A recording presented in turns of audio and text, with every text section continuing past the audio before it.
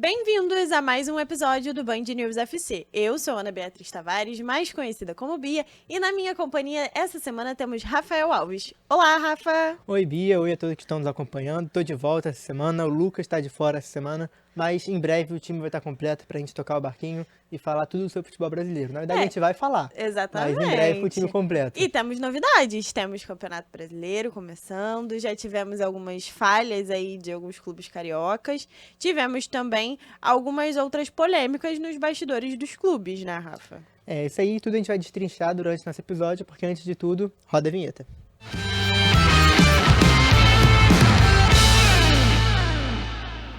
Começando falando do Flamengo. O Flamengo que é líder do Campeonato Brasileiro, Rafa. Só o Flamengo e o Inter têm 6 pontos até o momento. Exatamente. E é impossível o Botafogo, que joga hoje, o Atlético Goianiense, chegar a essa pontuação porque perderam o primeiro jogo. Mas antes de tudo, vamos falar do jogo que aconteceu nessa quarta-feira, Flamengo e no São Paulo. O Flamengo acabou derrotando o São Paulo por 2-1 no Maracanã. Foi um jogo muito equilibrado pro lado do Flamengo, né? O Flamengo se sobressaiu muito acima do time do São Paulo. O São Paulo jogou muito mal.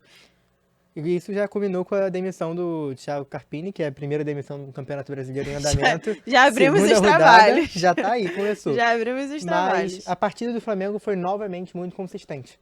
Desde o começo do jogo já conseguiu impor o seu ritmo de jogo, impor o seu futebol e já conseguiu fazer um gol logo de cara com o Luiz Araújo, um baita gol. Um golaço. Já fez homenagem pro filho ou filha que vai vir, né? Sim, exatamente. Mas olhando pro jogo de novo, foi mais um jogo consistente e de destaque absurdo novamente pro De La Cruz, que Eu ia acabou fazendo o comentar segundo gol. exatamente isso, ia falar sobre o destaque. Eu acho que foi o destaque da partida. Sim, ele é unânime. 2 jogos do Campeonato Brasileiro, já fez 2 gols, mas não que isso estivesse dando falta pra ele. Porque ele já era o dono da posição, a gente já vinha elogiando ele Exatamente. aqui, mesmo sem fazer gol. E agora o Gerson, né? Voltou, né? Voltou ontem a jogar, depois de fazer uma cirurgia no gente. Algum tempo depois, e eu acredito que hoje não tenha...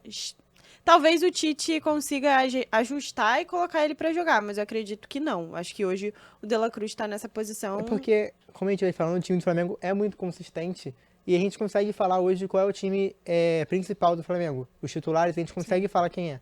E a gente não consegue ver um espaço pro Gerson nesse time titular do momento. A gente pode abrir também uma aspas sobre peças de recomposição. O Flamengo ter o Gerson no banco é um ótimo... começo pra eles, né? Até porque tem uma temporada longa, várias competições, então talvez ele ainda ganhe oportunidade pra voltar aos campos. E como a gente tem falado aqui, esse ano tem Copa América, né? Com certeza Sim. o De La Cruz vai pra Copa América e vai abrir esse espaço e é importante pro Flamengo, que já vem construindo isso há bastante tempo, ao longo desses anos, tem esse time já. O Flamengo recentemente divulgou que a dívida do clube é de 48 milhões de reais. Isso ainda é nada perto da dívida dos outros clubes. Chega a 700 milhões, sim, mais de 1 bilhão, como já chegou o Botafogo, o Cruzeiro. Sim. Então, o Flamengo é o time mais estruturado do Brasil no momento, em estrutura física e financeira também. Exatamente. Eu acho que essa hegemonia que o Flamengo e o Palmeiras vem construindo, o Flamengo está à frente nesse processo, na minha visão, e acredito que vai se perpetuar durante muito tempo. Agora, uma pergunta que eu tenho pra você, Rafa. Você acha que essa consolidação financeira e organização do clube ajuda nas posições que eles vão alcançar nos campeonatos? Não tenha dúvida, né? Porque ao longo desses anos, a gente falou, vem construindo isso tudo e tem mostrado resultado dentro de campo. Foi um processo que o Flamengo passou e tem a consistência para contratar ótimos jogadores, como tem um técnico de excelência, que é o Tite, todos com salários altos, e isso é resultado dessa solidez financeira do Flamengo nesses últimos tempos. E o resultado está aparecendo. A gente pode também comentar que o Tite é o último treinador campeão mundial, né, do Exatamente. Mundial de Clubes. O Flamengo vindo com essa solidez dele, com certeza vai alcançar um longo caminho na Libertadores. E talvez o Tite traga esse título de novo pra Gávea, né, que o Flamengo já foi campeão mundial. E você comentou sobre a Copa América. E aí a pergunta que eu te faço é a seguinte: o Pedro tem espaço? No momento? Sim. Eu acho que não. O que você acha? Com os jogadores que foram convocados na última convocação, eu não vejo espaço para o Pedro nesse momento. Mas com certeza é um jogador observado pelo Dorival, porque já trabalhou com o Dorival O Dorival conhece muito bem o jogador. Inclusive, foi o único treinador que passou pelo Flamengo que conseguiu botar Gabigol e Pedro para jogarem juntos. E bem, né? Foi muito bem. Fez um bom Foram resultado. campeões da Libertadores, da Copa do Brasil pelo Flamengo. Eu acho que no momento ele não tem espaço na seleção por conta dos últimos jogadores que vêm sendo convocados. Mas acho que ele sempre está sendo observado e em momento de lesão, lacuna, ele pode acabar indo assumir essa posição. A gente comentou que foi uma péssima partida do São Paulo, né? Você comentou também da saída do técnico do São Paulo. Agora, o que eu tenho aqui, que a gente conversando, né, nos bastidores, a gente acabou chegando, é que a pergunta, né, o Luiz Araújo merece a titularidade no Flamengo? Eu acho que sim. As pessoas sempre falam que ele é o ponto baixo do ataque, mas é o ponto baixo que tem dado resultado também. Eu acho que o gol de ontem que ele marcou foi muito importante para ele, para mostrar que realmente ele tá ali. Acho que dá um pouco de confiança para ele, né? Exatamente, mas ele vem jogando bem nos últimos jogos. Eu acho que porque Everton Cebolinha vem muito bem, Bruno Henrique, quando entra no lugar dele, vem muito bem também. Sim. O Pedro tem sido artilheiro no ano, e aí você olha pro Luiz Araújo e fala, pô, não tem o resultado que os outros jogadores têm entregado. Mas também tem a parte tática, tem tudo isso que ele consegue entregar. E eu não consigo ver no banco do Flamengo, embora seja um excelente banco, opções para tirar o Luiz Araújo daquela posição. Eu acho que ele está consolidado ali já. Eu acho que tá indo bem também. O Flamengo que acaba sentindo muito a parte física no segundo tempo, né? A gente chegou a comentar sobre a pressão pós-perda do Tite, que tem uns espaços, né? Até por conta da perda de bola, para recuperação da bola e para criação de novas jogadas e para o meio-campo se consolidar um pouco mais. Já é um meio-campo muito consolidado, até porque o Flamengo tem um dos melhores elencos da temporada.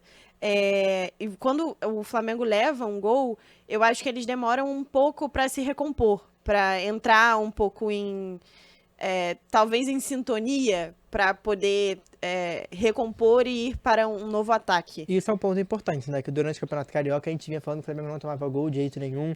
Já tomou na primeira rodada do Atlético Goianiense. E tomou agora de São Paulo. Tomou do São Paulo, tomou do Palestino.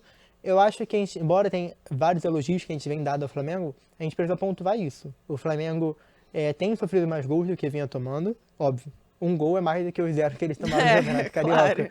Claro. São mais gols tomados pelo Flamengo, mas também, como você comentou, a parte física. No segundo tempo o Flamengo vinha muito bem, né, durante a partida, dominando a partida inteira, mas acabou sofrendo um gol e aí teve um momento de pressão. Será que vai empatar? Será que vai ceder o empate aqui no Maracanã? Eu acho que eles ficam um pouco perdidos ali com a pressão do outro time, e também até porque o outro time fez o gol e ele estava tentando um empate, então tinha aquela expectativa de um lado.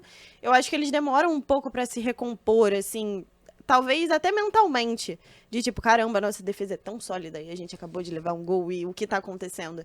E eu acho que falta de costume de tomar um gol. Que problemão, que problema. O próximo jogo do Flamengo é contra o Palmeiras. O duelo o clássico nacional do momento é esse, né? Exatamente. São as duas equipes com mais probabilidade de chances de taça, né? O Palmeiras foi campeão paulista, o Flamengo campeão carioca. Eles já começaram bem a temporada. Você acha que é a primeira final do Flamengo? Acho que é muito cedo ainda. O campeonato está começando, mas eu acho que o Flamengo tem tudo para vencer. Complicado porque esse jogo é fora de casa, mas também o Palmeiras perdeu para o Inter já dentro de casa. Exatamente. Então acho que vai ser um jogo disputado, como tem sido os últimos Flamengo e Palmeiras. Pode ser um jogo de bastante gols. Mas eu acho que o Flamengo tem chances de ir até São Paulo e pontuar, pelo menos. Pelo menos buscar um empate, o Flamengo tem condições. Eu acredito que o menino Endrick não vai decepcionar, né? Até pelo futebol que está apresentando. Muito bem, destaque muito absurdo. Bem, exatamente. Eu acho que vai ser uma partida bem equilibrada para os dois lados. Eu acho que, como você falou, vão ter muitos gols. E eu acho que vai ser assim, a última bola no apito final que vai decidir. Eu acredito mais nessa linha. Quem sabe nesse negócio de apito final o Botafogo, né? Que tomou um gol do Cruzeiro nos acréscimos. Aí depois a gente fala do Botafogo. A sombra permanece lá em General Severiano. O fantasminha tá lá e a torcida tá cobrando, né? 2 jogos do técnico Arthur Jorge e 2 derrotas, né? Então, já que começamos no embalo do Botafogo, vamos passar aqui pro Botafogo. O Botafogo que encara o Atlético Goianiense. O Atlético Goianiense que fez um gol no Flamengo, né? Acho uma equipe forte e que o Botafogo tem que se organizar para não trazer com que fique um problemão, né? Esse é o jogo que vai fechar a segunda rodada do Brasileirão, é o último jogo dessa quinta-feira, que vai acabar com a essa segunda rodada. Eu acho que o Botafogo vai ter trabalho nessa partida, Bia. Eu acho que vai ser um jogo disputado. O Botafogo acho que vai conseguir se impor, mas o Botafogo tem sofrido muito defensivamente. E eu acho que isso pode acabar pesando porque o Atlético Goianiense foi bem contra o Flamengo. Chegou a fazer um gol, que acabou sofrendo um pênalti, que acabou sendo batido na trave, fez um gol, mostrou opções. Certamente nessa partida que ele conseguiu dominar o Flamengo, que a gente não tinha visto na temporada ainda. Eu acho que vai ser um jogo disputado. E eu temo acreditar que o Botafogo pode até sofrer um empate ou uma derrota nessa partida. O Atlético Goianiense, como você comentou, tem o Wagner Love no elenco, né? Já fez muito gol no Engenhão, hein? Já fez Na muito época gol, que né? jogava no Flamengo. Vai que volta, assim. Pode rolar uma Leila Luiz ali, Luiz Fernando tá jogando. Exatamente. E o técnico, né, o Jair Ventura, tá fora porque levou uma expulsão no último jogo na partida contra o Flamengo. Começou o campeonato com o pé direito, não, né? já tivemos, já tivemos primeiro tempo já foi expulso. Não, e a gente já teve nas primeiras rodadas inúmeras coisas, né? Agora tem áudio do VAR, tivemos a primeira partida, né, em São Januário, depois a gente fala mais, o áudio do VAR ao vivo, já tivemos polêmicas com pênalti. 3 árbitros suspensos na primeira rodada do campeonato. Exatamente. Teve também agora novidade para essa temporada que a CBF aderiu, botar os jogadores que tenham uma convulsão na partida, podem ser substituídos, acrescentar uma substituição no jogo. Já aconteceu no jogo do Flamengo e no jogo do Vasco. Então é uma observação que a gente vai ver como é que vai andar durante a temporada. A temporada é longa. Isso, bem longa. Tá só começando. Os problemas estão só começando. Mas voltando pro Botafogo, como a gente estava falando, eu acho que o Botafogo tem um sinal de alerta ligado. A gente já vem falando disso aqui nos últimos episódios. Então acho que o Botafogo está com esse sinal de alerta ligado. O Botafogo precisa mostrar resultado para a torcida, porque tem o fantasma da temporada passada, que a gente tenta superar, a gente sempre acaba citando isso. Eu acho que fica muito presente, né, no dia a dia deles. Porque foi uma temporada espetacular do Botafogo. Todo mundo achava que o Botafogo ia finalmente ganhar um brasileiro depois de tantos anos. E aí um tropeço no final. Teve a polêmica com o John Textor, enfim, isso a gente já falou por aqui. E eu acho que esse fantasma fica... Porque realmente foi uma coisa inacreditável. Se você contar, se é um livro de história, a gente não acredita, né? Mas eu acho que o Botafogo tem tudo para dar a volta por cima. É um trabalho novo do Arthur Jorge, também chegando há pouco tempo. Está conhecendo os jogadores, o futebol brasileiro, que é muito diferente do futebol português que ele estava. Eu acho que ele tem tudo para conseguir botar o trabalho dele. Do meio para frente, o Botafogo tem um excelente time, como a gente já comentou aqui. O Tiquinho fez um gol em 5 minutos. Exatamente. 5 minutos de partida, o Tiquinho fez um gol. E tem ótimos jogadores, Luiz Henrique, Jefinho, Júnior Santos, Luiz Henrique Eduardo. A maior contratação da história do futebol brasileiro. Exatamente. Eu acho que tem tudo para encaixar, né? Vamos aqui falar sobre a provável escalação? Vamos. Eu vou puxar uma colinha aqui. A provável escalação do time do Botafogo vem com o Gatito Fernandes no gol, o Matheus Ponte, o Lucas Alter, o Pablo, o Marçal, o Gregory, o Tietê, Luiz Henrique, Jefinho, Júnior Santos e Tiquinho Soares. Observa os nomes que a gente falou do meio para frente. Tietê, Gregory, que acabou de chegar, mas vem muito bem. E do meio para trás é um ponto de interrogação. O Lucas Alter não conseguiu mostrar ainda realmente o futebol que ele jogou no Goiás. O Pablo vai estrear agora, porque chegou, mas não conseguiu estrear porque estava machucado. Então ainda é um ponto de interrogação. Pode ser que venham contratações, seja importante para o Botafogo isso. Eu acho que tem tudo para, a partir disso, consolidar o time titular. E a gente fala, não, agora o Botafogo vai engrenar. Porque até agora a gente não viu isso do Botafogo. A gente não viu. E também o trabalho foi interrompido, né? O antigo técnico caiu. E aí polêmicas que ele fala em uma entrevista coletiva sobre o fantasma da última temporada. E aí o que a gente especula, ele disse que existe. Exatamente. Até porque a imprensa não tem uma fonte ali, uma escuta para saber se realmente isso acontece. E aí ele confirma e depois ele se contradiz, fala que não é aquilo. Então eu acho que o Botafogo tem tudo para tentar organizar a casinha. Isso aí, sinal de alerta que a gente comentou tá aceso por quê? Campeonato Carioca, o Botafogo não se classificou para semifinais. Ficou ali na Taça Rio. Libertadores, o Botafogo conseguiu avançar para a fase de grupos, mas em 2 jogos, 2 derrotas. Sim. E agora o Campeonato Brasileiro estreia com a derrota. Então o Sinal de Alerta está ligado. Eu acho que o Botafogo pode dar uma resposta ainda nesse campeonato, mas a gente tem que ver como é que vai desenrolar isso tudo. E quem tem que estar com o sinal bem ligadinho aí é o Fluminense, né? O Fluminense que tem dado aí, a torcida tá na bronca, teve um empate agora no último jogo contra o Bahia. Dentro do Maracanã, né? Um empate dentro do Maracanã, com pouca presença de torcida, né? Isso é um ponto importante da gente falar, por conta da temporada passada, que foi uma das maiores bilheterias ali, por conta da temporada, né, dos jogos da Libertadores, enfim. E os jogos da Libertadores desse ano já tiveram bons resultados em relação a presença de público, mas nesse teve algo em torno de 20 mil torcedores, o que assusta, né? Talvez o torcedor esteja sentindo um pouco a falta que o time está trazendo, ali, da falta de, talvez, de garra, enfim. Os guerreiros do Fluminense não estão guerreando tanto. O Fluminense que perdeu lá em Salvador, na Arena Fonte Nova, né, perdeu para o Bahia, um jogo que foi interrompido por conta da chuva. O Fluminense estava ganhando de 1-0. O torcedor que ficou para assistir tem que ser valorizado, né? Porque Muita começou coisa. no horário e foi terminar lá perto de meia-noite. E como choveu. Choveu muito, muito, muito Como mesmo. choveu. Eu, inclusive, achei que a partida seria interrompida, suspensa para o dia seguinte. Mas aí teve também aquela questão de logística, né? O Fluminense estava fora e já tinha um voo marcado. E, enfim, isso também atrapalharia muito o elenco. E falando em elenco, temos Martinelli na zaga. Qual a sua opinião? Então, é um ponto sensível. A zaga do Fluminense, como a gente vem falando, é um ponto sensível, não tem dado respostas que a gente espera, que a gente imaginava para essa temporada, uma sequência do que foi a temporada passada. Eu acho que o pensamento do Diniz é nessa saída de bola que o Martinelli tem muita qualidade. Mas eu acho que ele vai pecar nesse momento, pelo menos se for adaptação, se o Diniz insistir nisso, ele vai pecar na defesa, na posição que ele ocupa no campo, que ele não está acostumado. E também as linhas, né, acabam se confundindo ali, confundindo o jogador, porque ele já está acostumado a jogar ali no meio e ele tem que subir. A gente tem o Felipe Melo na zaga do Fluminense, que se consolidou nessa posição. Sim. Mas ele era um jogador mais marcador do que o Martinelli. Eu acho que a gente tem que ver como é que isso vai desenrolar, mas eu acho que não é a melhor opção para o Fluminense. O Fluminense tem que buscar um zagueiro. Sim, a gente até vem 2, comentando com a gente isso. falando isso aqui. Eu acho que é o ponto mais sensível do Fluminense hoje, é isso.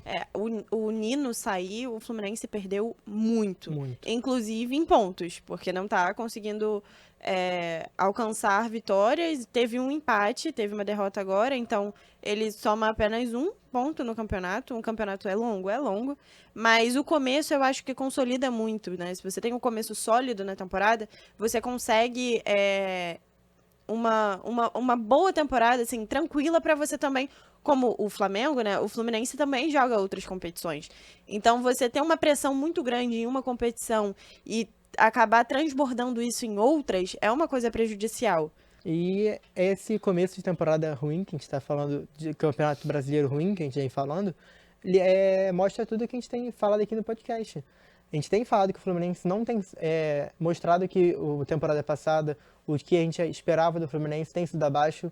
Então é exatamente o que está acontecendo dentro de campo do Fluminense. Eu acho que o torcedor não imaginava esse começo de temporada ruim. Não mesmo. Não digamos que seja ruim, mas está devendo. Eu acho que o Fluminense pode muito mais.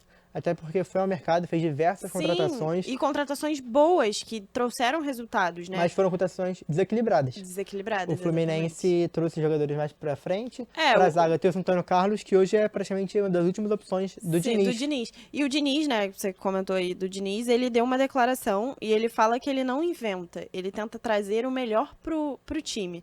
Eu acho que hoje ele tenta fazer um trabalho ali um pouco paliativo para conseguir segurar até talvez uma boa contratação para a zaga. Não sei quando isso vai acontecer.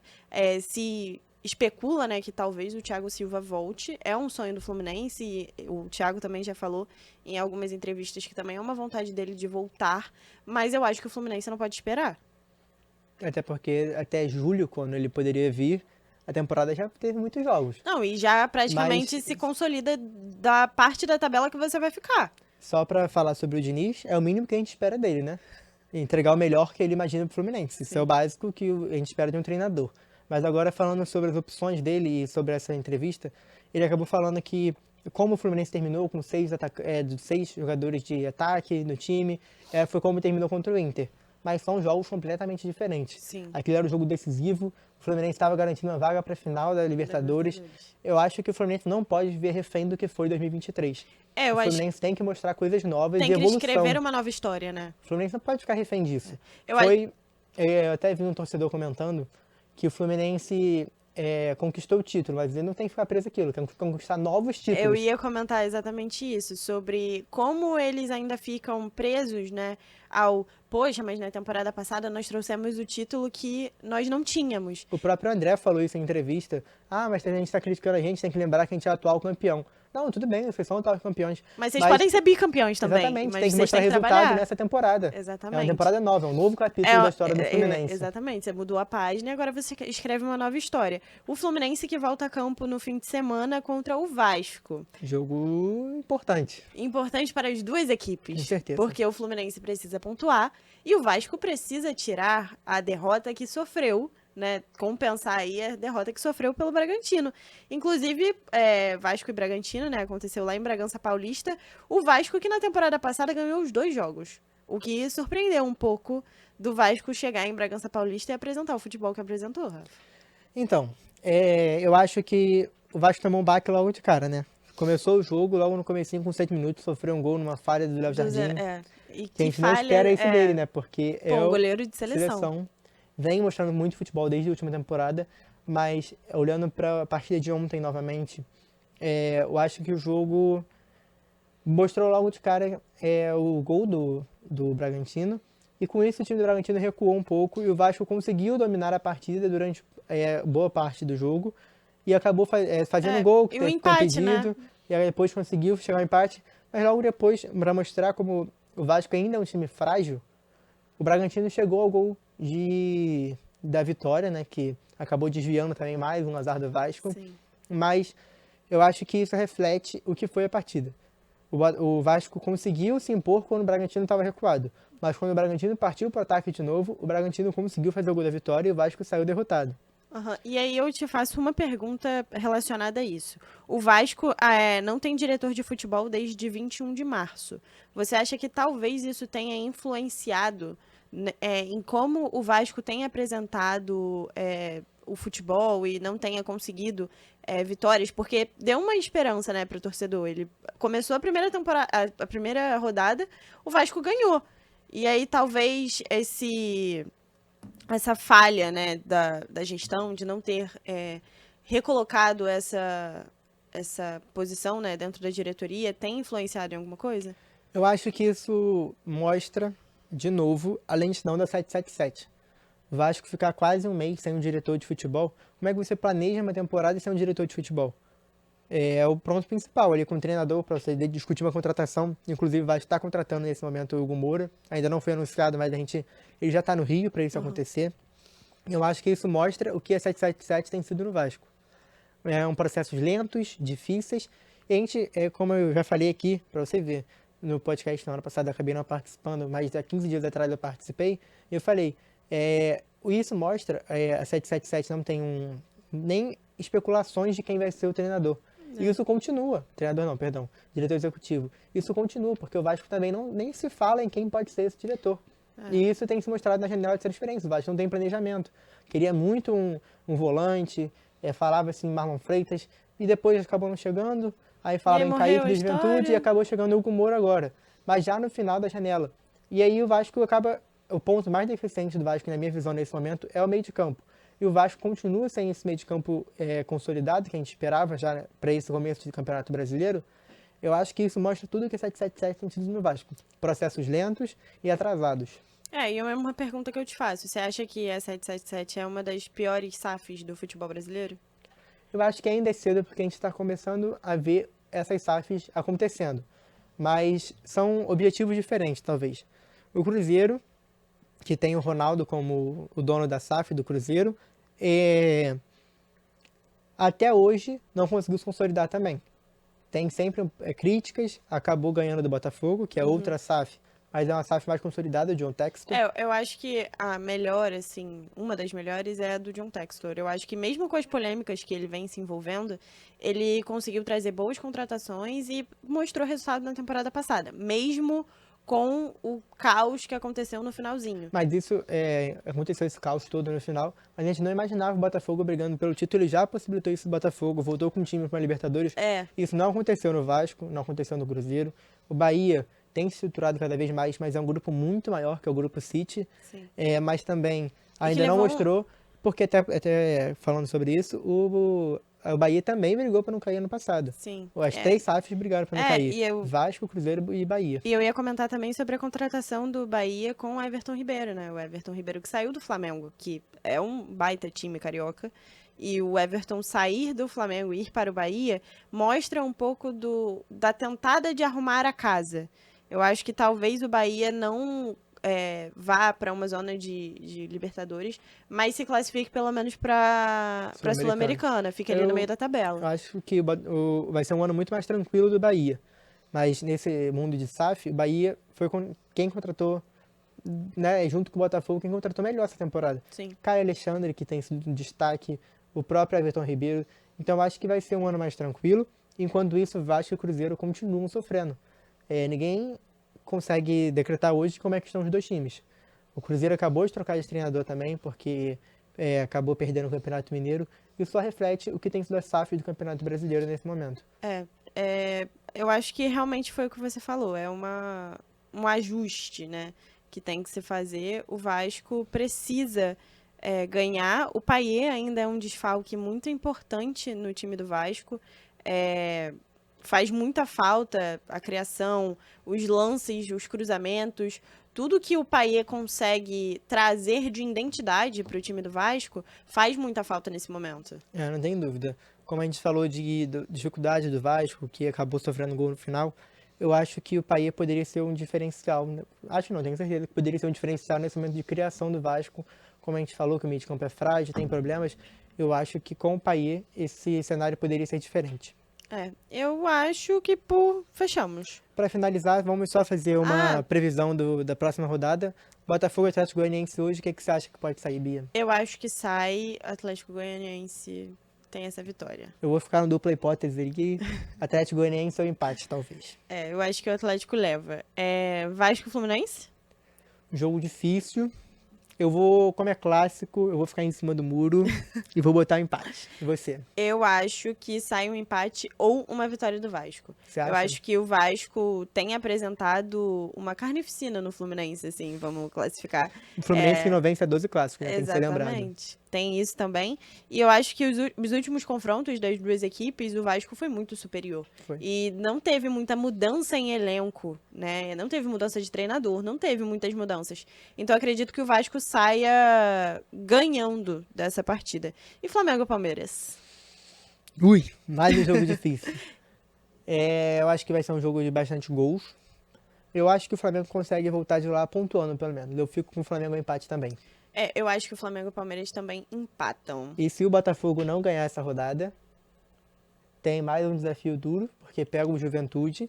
Mas duro porque eu digo isso, porque acabou de ganhar do Corinthians 2-0. Sim. Mas eu acho que nesse jogo o Botafogo pode ganhar. Tem eu acredito também que o Botafogo ganha dentro do Newton Santos. E também tem Libertadores, né? Que já bate na porta os próximos jogos. É importante pontuar agora, porque quando precisar poupar... Exatamente. Então ficamos por aqui. Até a próxima semana. Talvez na próxima semana a formação esteja diferente, porque a gente tá fazendo um rodízio aqui. Quem sabe time completo? Quem sabe time completo. Vai que o desfalque volta. A gente não sabe. Tem time com desfalque, o nosso também tá. Começo de campeonato. Exatamente. Ficamos por aqui. Um grande beijo pra vocês. Curta, comenta, compartilha com quem você gosta. E deixa seu like, seu comentário, tudo isso aqui. Nos vemos no próximo episódio do Band News FC. E para lembrar que a maioria das transmissões, né, todas as transmissões são feitas em 90.3 no dial da Band News FM. Deixa seu comentário aí e fala como é que tá a sua expectativa pro seu time nessa temporada. Um abraço e até semana que vem.